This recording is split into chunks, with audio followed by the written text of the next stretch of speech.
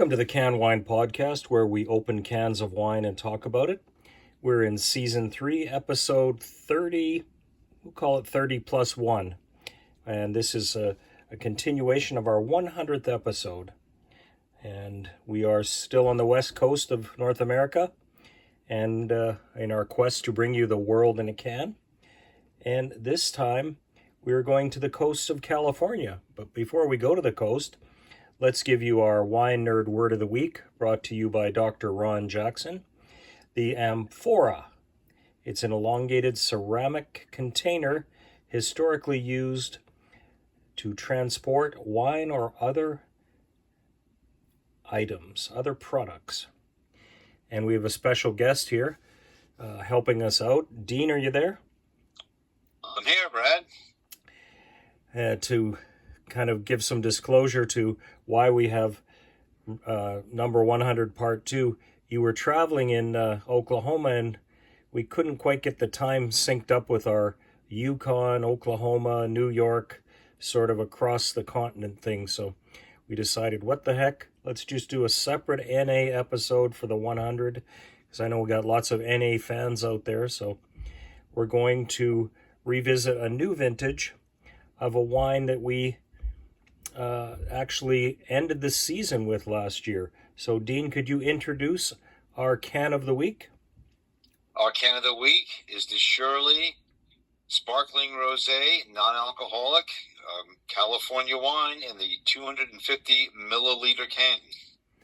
Yeah, that's great. And if anybody says Shirley, we jest, we won't go there with that joke. But it's definitely the Rosé Roundup. And this is a rosé that you could, as you were saying earlier, you could rosé all day, because with the NA you don't have to worry about overconsumption. But typically these Shirley wines have been well made and had great taste. And this one is again from the California coast. It's made from Barbera grapes using the rosé method to that extra skin contact that gives it a little more color. And we're big fans of the Barbera grape. Where did we get this from? Well, the origin is not very far from home. Superfood Town. It's about a mile from my house, our supermarket. And they handle Shirley. I bought some of the Brut and the Rosé at Target stores. So these people have really got a good handle on getting it distributed. And those people are Janice Smith, the winemaker, and Michael Colangelo, the, how do they describe him, Dean? The craft beverage engineer, I think. Okay, well, that's an interesting title. And they've done a good job in the past. I know the previous vintage we opened to end the season in Central Park, and it was good. We walked a little further than we were expecting, and it was well carbonated. It didn't quite take my head off, but it did distribute quite a bit of this rosé around the duck pond in Central Park. So it was an interesting morning. We did it at first thing in the morning, so that was a lot of fun. And how do they get the alcohol out of this stuff, Dean? I know you're our dean of de-alcoholization. Shirley uses the most advanced method of de-alcoholization, the spin cone vacuum distillation method. Tower is about 30 feet tall, where they introduce the wine into these spinning cones, drives off the flavor molecules first, the alcohol molecules second, and then they recombine the flavor molecules in, and they've got a nicely de-alcoholized wine with preserving the body and the flavor.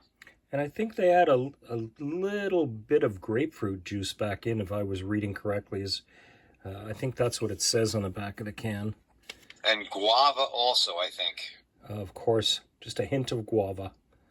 Organic cane sugar, a little bit of sugar. But this is a relatively low sugar beverage. I mean, the whole thing is 20 calories. So if you're in a calorie-restricted, alcohol-restricted kind of a diet, this is a good one, I would say.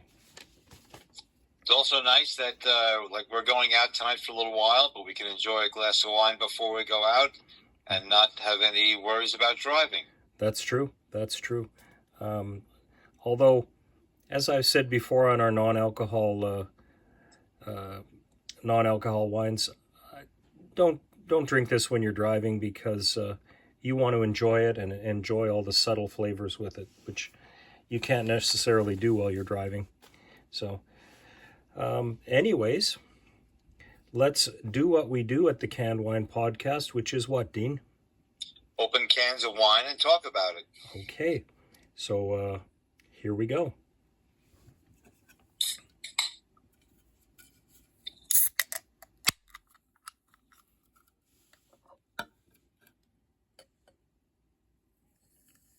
Well, mine fizzed right over. It fizzed up pretty bad. Oh, yeah. On the chair and on the table. It's what all the good NA guys are wearing today. It's got a really nice amber color. I would say it's typical rosé. I avoided shaking mine and had it well chilled, and I didn't have any of that problem. Took mine out just about less than 20 minutes ago, but it was quite effervescent. Really nice pearlage in mine. Mm-hmm. It's a very spontaneous kind of a looking. I smell mostly wine, but there could be a little bit of fruity guava or grapefruit juice.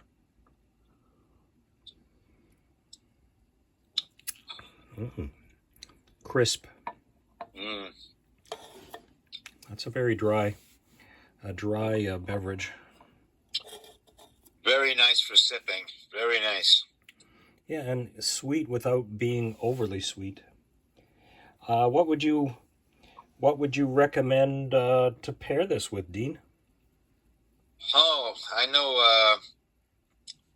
My wife makes these delicious appetizers with dates, prosciutto wrapped dates, and goat cheese. I think that would be a great pairing. That would be good. This would be good with a salad or any sort of light fare. Maybe this time of year, our local pizzeria Bocce is making a clam pie for Lent, and it would go very well with a clam pie. Although I think you could have this on the beach with cheese and crackers, and it would be quite tasty.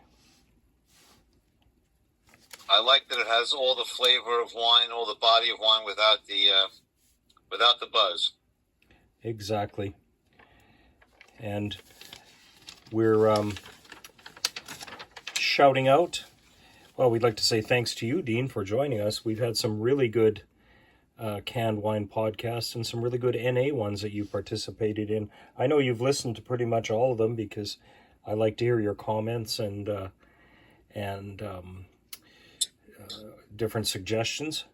And you were the guy who originated the Rosé Roundup, that part of the year where we get out the rosés, which is a big category for canned wines. There's a lot of them, and I have a pile of them from our friends at the International Canned Wine Competition, and we'll be feeding them in through the next weeks.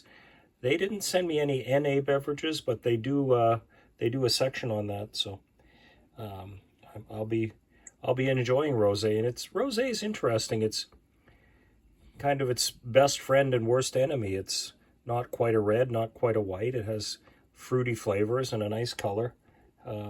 It's something that I've discovered a lot of in doing the Canned Wine podcast, because I was always kind of like, oh, rosé, but it's actually not too bad. So yeah, this rosé is a standalone. I would say it's or stand out as well. Yes, yeah. I should send them a message and tell them to get involved in the international competition, because I think they would certainly be in a medal category with that.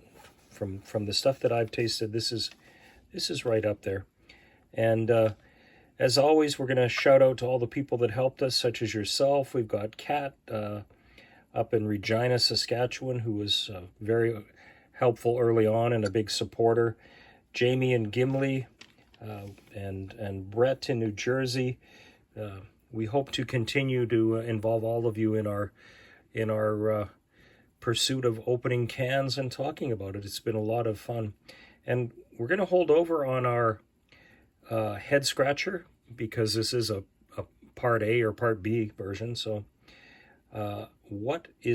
last week's was what is the periodic table number for gold? And that was 79. But the question we are asking, and we've got good swag for whoever answers it first, what episode had the first head scratcher? And what was that head scratcher? So if you have to go churning through the early episodes to find out when we added that in, that would be a lot of fun. Well, we appreciate you again, Dean. We just can't say that enough. And I know you have other things to get to. And you won't have any problem driving there because you're drinking an NA wine. Happy 100th episode, Brad. Yes, it's a centennial. Amazing. It's really been interesting. So in closing, thank you all for tuning into the Canned Wine Podcast. All these 100 episodes. And this is where we open cans of wine and talk about it. Remember to enjoy responsibly. And just because it comes in a can doesn't mean you can drink and drive. And even though you could with this one, again, enjoy those subtle flavors and don't. The Canned Wine Podcast is a center stage production, all rights reserved.